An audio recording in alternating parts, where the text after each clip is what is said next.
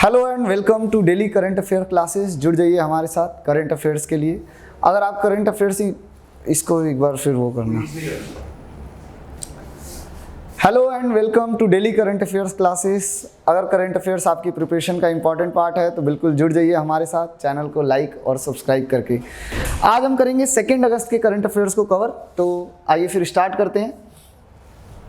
सबसे पहले अगर मैं बात करूं तो ministry of culture organise a 3-day state conclave from 1 to 3 August for upcoming Yuge Yugeen Bharat museum.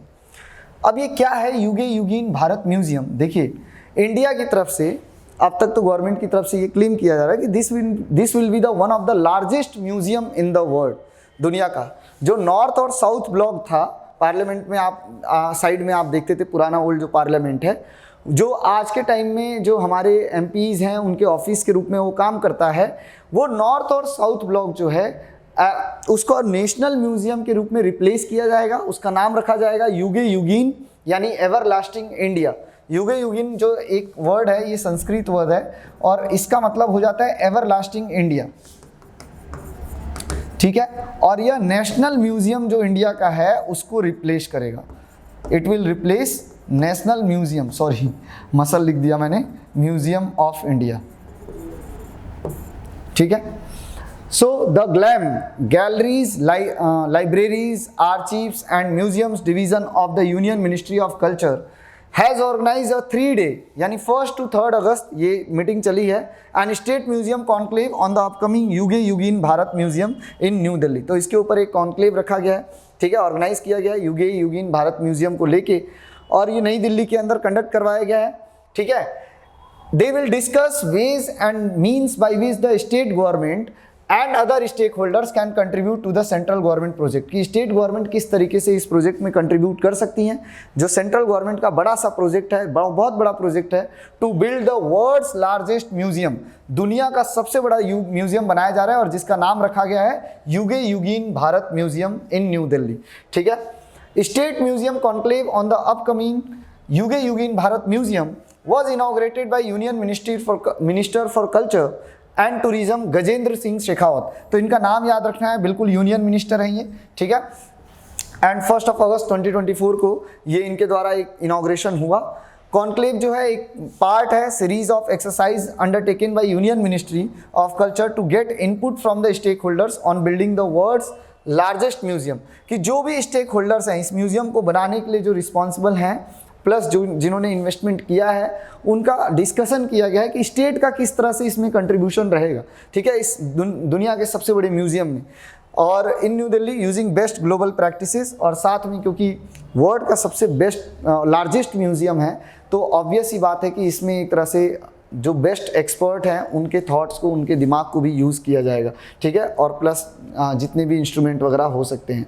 Yuge Yugeen Bharat museum की अगर हम बात करते हैं तो as a part of Central Vista redevelopment project the central government will establish the Yuge Yugeen Bharat museum. ये एक्चुअली में युगे युगीन, इसकी स्पेलिंग हो जाएगी युगे, ठीक है, in the north and south block area, जो कि रायसीना हिल्स न्यू दिल्ली में आपको जो पूरा वो प्रेसिडेंट हाउस, पार्लियामेंट, ये जो देखने को मिलता है वो रायसीना हिल्स का ही पार्ट है।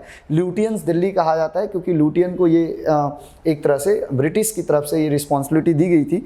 किंग जॉर्ज 5 आने वाले थे तो दिल्ली दरबार से पहले उनको वो पूरा चीज़ दिल्ली को शिफ्ट किया गया था, कैपिटल शिफ्ट किया गया था इंडिया का, कोलकाता से उठा के दिल्ली किया गया था, तो उसको लेके ये पूरी तैयारी हुई थी और तब से ल्यूटियंस दिल्ली भी कहा जाता है इसे, ठीक है।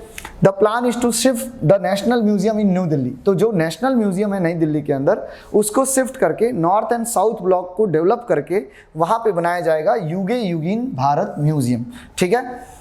At present, the North and South block host the office of the various ministries of the Indian government। अलग अलग मिनिस्ट्री, मैं एमपी बोल बैठा, जो मिनिस्ट्रीज हैं उनके ऑफिस के रूप में काम करते हैं, ठीक है। Proposed museum spread over 1,54,000 square metre and will be the largest museum in the world. दुनिया का सबसे बड़ा म्यूजियम होगा ये, एरिया जो होगा ये पूरा कवर कर रहा होगा ये museum. Yuge Yugeen Bharat museum is being developed in the partnership with France. और साथ में जो देश हमारा साथ दे रहा है इसको डेवलप करने में वो है फ्रांस। नेक्स्ट न्यूज़ पे चलते हैं। Lieutenant general Sadhana Saxena Nair takes charge as first women DG medical services, जो कि आर्मी से हैं, ठीक है। ये नेवी से भी हो सकती हैं, या फिर अगर हम चाहें तो एयरफोर्स से भी डीजी जनरल बन सकते हैं, वुमेन डीजी मेडिकल सर्विसेज की, ठीक है। तीनों विंग में से किसी की भी बन सकती है, इस बार आर्मी की बनी है। और क्योंकि पहली फर्स्ट वुमेन डीजी बनी है, इसलिए ये इंपॉर्टेंट हो जाता है lieutenant general Sadhana Saxena Nair. In a boost to women empowerment in the armed forces, Lieutenant General Sadhana Saxena Nair assumed the office of the Director General of Medical Services on 1st August 2024। ठीक है, ये ध्यान में रखना है और बहुत मैं इंपॉर्टेंट कहूँगा, एक इंपॉर्टेंट अपॉइंटमेंट है एग्जामिनेशन पॉइंट ऑफ व्यू से। So it is she is the first women to hold this prestigious post in the Indian army's medical services and lieutenant general Sadhana Saxena Nair is a third generation member, कि इनके परिवार में तीन, जो पीछे की 2 generation है वो भी आर्म फोर्सेस में सर्व कर चुके हैं, और इसी के साथ ये थर्ड जनरेशन है जिसमें सर्व कर रही हैं। तो लगभग 70 साल तक इनकी फैमिली की सर्विस रही है इंडियन आर्मी के अंदर। Lieutenant general Sadhana Saxena Nair graduated from the arm forces medical college Pune, और फिर इनको कमीशन किया गया था इंडियन आर्मी मेडिकल कॉर्प्स के अंदर दिसंबर 1985 में। एंड तब से इन्होंने ज्वाइनिंग से पहले की अगर हम बात करते हैं तो post of director general of medical services, इस पोस्ट पे इनका एक्सपीरियंस रह चुका है। And she was the director general of hospital services also, arm forces की जो डायरेक्टर जनरल होती हैं हॉस्पिटल सर्विसेज की, ठीक है। And she has also the distinction of being the first women to be appointed as the director general of hospital services. तो इससे पहले इनके नाम का एक और रिकॉर्ड रह चुका है, first women to be appointed as the director general of hospital services. तो कमाल की उपलब्धियां हैं इनकी, देखें इंडियन आर्मी के अंदर रहते हुए भी। Director general of arm forces medical services, अब आप सोच रहे होंगे कि ये कैसा एक और विंग है, हमने आर्म फोर्सेस डायरेक्टर जनरल सुना है, नेवी के डायरेक्टर जनरल के रूप में ये सब देखा है हमने, तो ये मेडिकल सर्विसेज एक अलग विंग है, वही आर्म फोर्सेस का ही। Every wing of the Indian arm forces like army, navy and air force, they has a medical wing that caters to the needs of the personnel employed in the respective forces। ठीक है, तो हर एक force के अंदर आप देखिए एक medical wing होता है। जैसे आपने बेस हॉस्पिटल, आर्मी के बेस हॉस्पिटल के बारे में सुना होगा, तो इस तरह की सर्विसेज वो प्रोवाइड करते हैं, ठीक है। तीनों के लिए अब इसको मर्ज करके एक कर दिया गया है। So all 3 medical services were integrated and the government of India setup N arm forces medical service in 1948, ठीक है। सो arm forces medical service was setup by the government of India under the ministry of defence on the recommendation of doctor B.C. Roy committee arm forces medical services and research integration. ये एक committee बनी थी doctor B.C. Roy की, जिसका नाम था arm forces medical services and research integration, और उनके रिकमेंडेशन के बाद बनाया गया आर्म फोर्सेस मेडिकल सर्विस, ठीक है। Head of the arm forces medical services is called the director general, और it can be officer of Indian army, या जो कि लेफ्टिनेंट जनरल रैंक का हो, या इंडियन नेवी से वाइस एडमिरल रैंक का होने चाहिए, या इंडियन एयरफोर्स से रैंक ऑफ एयर मार्शल, और जो डीजी पोस्ट को होल्ड करेंगे, ठीक है। नेक्स्ट अगेन हम आते हैं, it is again related to appointment. Sanjay Shukla जो हैं, he assumes the charge as managing director of national housing bank. तो हाउसिंग से रिलेटेड जो लोन वगैरह और सारी चीज़ें होती हैं वो देखता है नेशनल हाउसिंग बैंक, अगर हम बात करते हैं तो। और नेशनल हाउसिंग के मैनेजिंग डायरेक्टर के रूप में संजय शुक्ला का अपॉइंटमेंट हुआ है, ठीक है।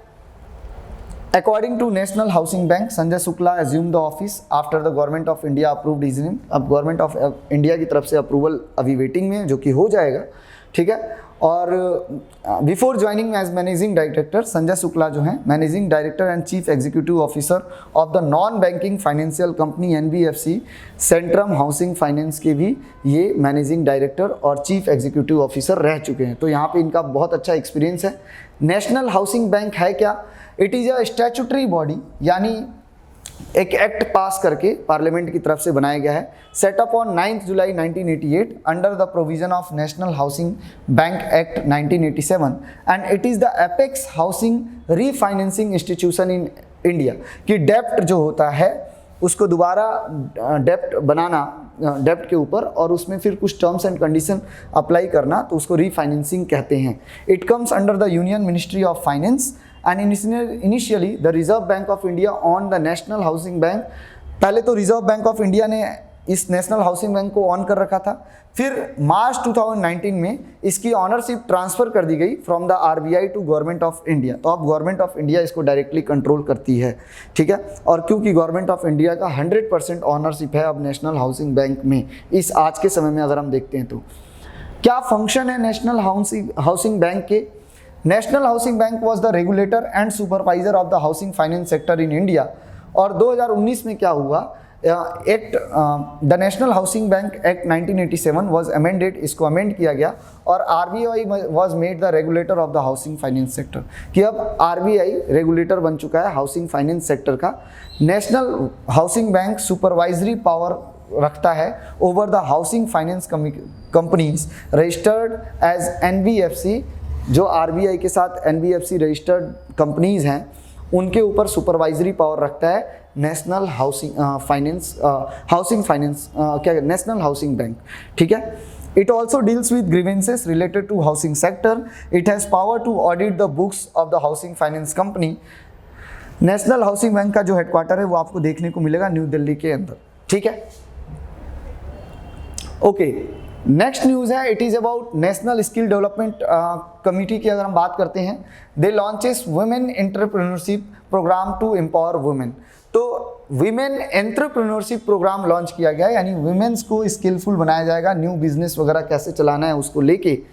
तो जुलाई 31, 2024 को श्री अतुल कुमार तिवारी, जो कि secretary of ministry of skill development and entrepreneurship हैं, इन्होंने अनाउंस किया, एक बड़ा स्टेप लिया है वुमेन्स एंटरप्रेन्योरशिप को लेके, ठीक है।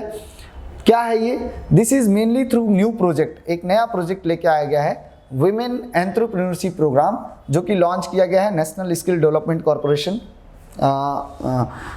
Partnership with Britannia industry. तो ये ध्यान में रखना है, ब्रिटेनिया इंडस्ट्रीज़ के साथ मिलके ये प्रोग्राम वुमेन एंटरप्रेन्योरशिप प्रोग्राम लाया गया है। क्या होगा इसमें, it focuses on the unique challenges women entrepreneurs face, कि नई नई जो एंटरप्रेन्योर बनती हैं उनके सामने क्या क्या फेस चैलेंजेस आते हैं और उसको लेके लर्निंग करवाई जाएगी, ठीक है। So it offers free self learning courses in many languages through the skill India digital hub, जिसको SIDH कहा गया है। These courses teach important entrepreneurial skills and knowledge, ठीक है। Participants will receive certificate, और बाद में जो इसको कोर्स को पूरा कर लेगा उसको सर्टिफिकेट मिलेगा NSDC की तरफ से, ब्रिटेनिया की तरफ से एंड NIES BUD की तरफ से, कि इन्होंने ये नया स्किल गेन कर लिया है और बाद में चल के फिर वो हेल्पफुल रहेगा उनके रिकॉग्निशन में। Programme aims to empower about 2.5 million women, giving them the tools they needed to for the business success, right. तो चलिए, एक बड़ी चीज़ है ये भी। अगर हम बात करते हैं ओलंपिक, तो अभी 33rd समर ओलंपिक चल रहे हैं पेरिस के अंदर, और उसमें हमने देखा कि 2 मेडल आ चुके हैं, ठीक है। मनु भाकर की तरफ से, सरबजीत की तरफ से शूटिंग में ही, और शूटिंग में ही हमें 3rd मेडल मिला है और ये भी ब्रॉन्ज के रूप में मिला है, ठीक है। लेकिन मेडल तो मेडल होता है, गोल्ड मेडल के बराबर ही आप समझ लीजिए, क्योंकि दुनिया जो है वो compete कर रही होती है। So Indian shooting contingent back the 3rd medal for India in the 2024 Paris Olympic game. कौन जीता है, इनका नाम है स्वप्निल कुसाले, ठीक है, ये ध्यान में रखना है। Swapnil Kusale of Maharashtra won of bronze medal in the men's 50 metre rifle 3 position, ठीक है। ये ध्यान में रखना है, जो क्या है, शूटिंग के अंदर भी जो इवेंट्स होते हैं उसको लेके क्वेश्चन आता है किस इवेंट में ये जीते हैं, तो ये जीते हैं 15 मीटर राइफल 3 पोजीशन में।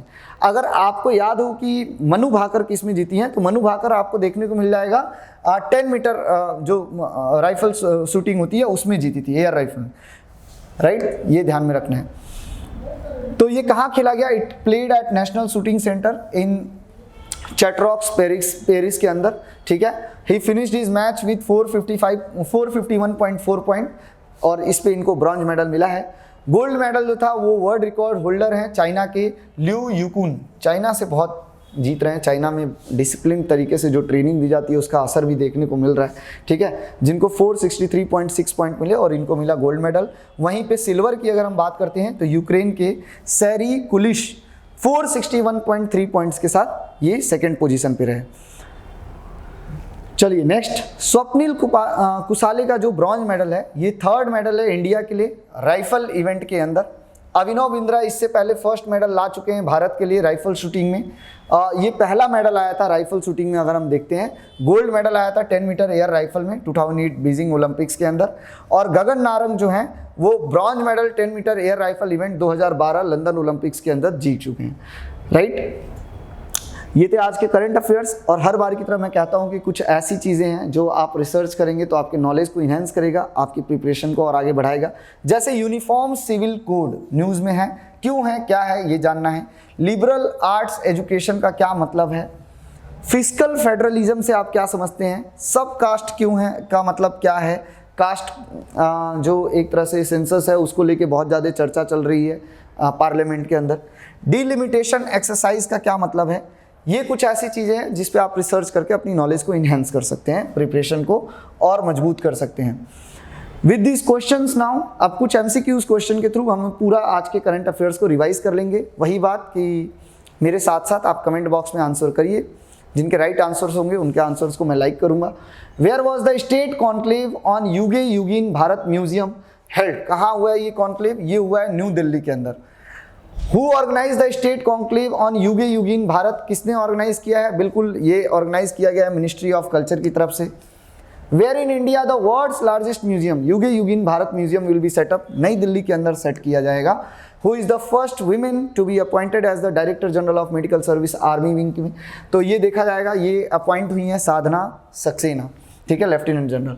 Arm forces medical service what setup under which ministry, किस मिनिस्ट्री के तहत सेटअप किया गया है, तो मिनिस्ट्री ऑफ, आप देखेंगे डिफेंस के तहत सेटअप किया गया है। Who has been recently appointed as the managing director of national housing bank, तो इसके मैनेजिंग डायरेक्टर बने हैं Sanjay Shukla. Owner of national housing Bank के ऑनर कौन है, गवर्नमेंट ऑफ इंडिया, आप पूरा 100% इनका स्टेक है इसमें।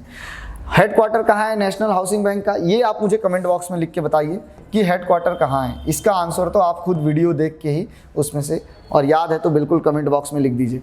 Recently a women entrepreneurship programme was launched by, किसके द्वारा लॉन्च किया गया, national skill development corporation NSDC के द्वारा, ठीक है। Which Indian shooter has won a bronze medal in the men's 50 metre rifle 3 position event, तो ये थर्ड मेडल हमें मिला है ब्रॉन्ज मेडल के रूप में, स्वप्निल कुसाले जो महाराष्ट्र से हैं। पहला इंडियन शूटर कौन था जिसको मेडल मिला था rifle event of the Olympics, ये थे अभिनव बिंद्रा, ठीक है। ये थे आज के current affairs. I hope this session is helpful for you. मिलते हैं फिर नेक्स्ट क्लास में, चैनल को लाइक और सब्सक्राइब कर दीजिए। Bye bye.